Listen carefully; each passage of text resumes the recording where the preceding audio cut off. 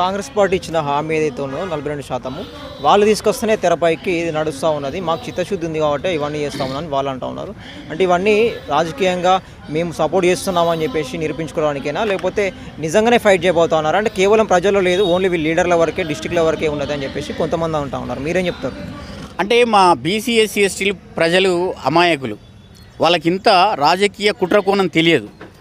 ఏదో పేపర్లో కాగితాల మట్టుకు ఏదో ప్రెస్ మీట్లు ఇచ్చి మేము ఇది చేస్తున్నాం అది చెప్తున్నాం, కానీ కోర్టు పరంగా ఇది కొట్టుడు పోతుందని తెలిసి కూడా ఆ రకమైనటువంటి జీవోలు ఇవ్వడం అనంటే బీసీ ప్రజల్ని మోసం చేయడమే. అలాంటప్పుడు కాంగ్రెస్ ప్రభుత్వం మేము బీసీల కోసం ఇంత చేస్తున్నాం అంత చేస్తున్నామని ఎట్లా అంటదండి? తప్పు కదా. మేము పార్టీ పరంగా ఇస్తామని ఎట్లా అంటే చట్ట ప్రకారం ఇవ్వాలా. పార్టీ పరంగా అది ప్రజాస్వామ్యం కాదు, రాజ్యాంగ పరంగా కాదు కదా. వాళ్ళు ఏమంటారంటే చిత్తశుద్ధి ఉంది కాబట్టి ఒకవేళ కోర్టు ద్వారా వర్కౌట్ కాకపోయినా, చట్టం ద్వారా, జీవో ద్వారా వర్కౌట్ కాకపోయినా పార్టీ పరంగా ఇస్తామని చెప్పేసి ఆ విధంగా చెప్పుకుంటూ వస్తూ ఉన్నది. పార్టీ పరంగానంటే ఒక పార్టీ ఇస్తే ఎట్లయితుందండి? అది అన్ని పార్టీలు ఇవ్వాలి కదా. మళ్ళీ అది పార్టీ పరంగా అది కరెక్టే కాదు కదా. చట్ట ప్రకారం చట్టం గవర్నమెంట్ చేతిలో ఉంటుంది కదా. ప్రభుత్వం తలుచుకుంటే రాష్ట్ర ప్రభుత్వం కేంద్ర ప్రభుత్వాన్ని మెడలు వంచి చేయరాదు. ఆనాడు తమిళనాడులో జయలలిత గారు 3 నెలలు పార్లమెంట్లో అక్కడ ఉండి ఫైట్ చేసి వాళ్ళకి హక్కుల అధికారాలు తీసుకురాలేదు.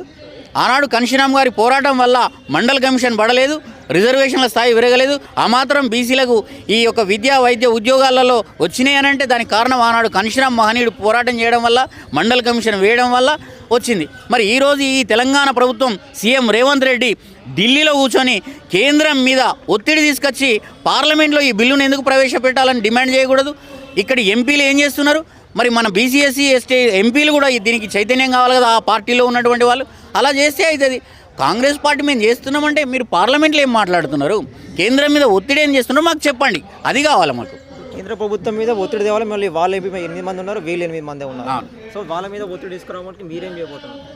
వాళ్ళ మీద ఒత్తిడి తీసుకురావడం కోసం మేము పార్లమెంట్ సభ్యుల్ని కూడా మేము నిలదీస్తాం, అవసరమైతే ఎక్కడికక్కడ ముట్టడి చేస్తాం. అట్లాగే ఈ ఢిల్లీ వరకు కూడా మా ఉద్యమం భవిష్యత్తులో రాబోతుంది. ఈరోజే ఇక్కడ కార్యాచరణ మా అధినాయకత్వం చేయబోతుందని తెలియజేస్తా ఉన్నాం.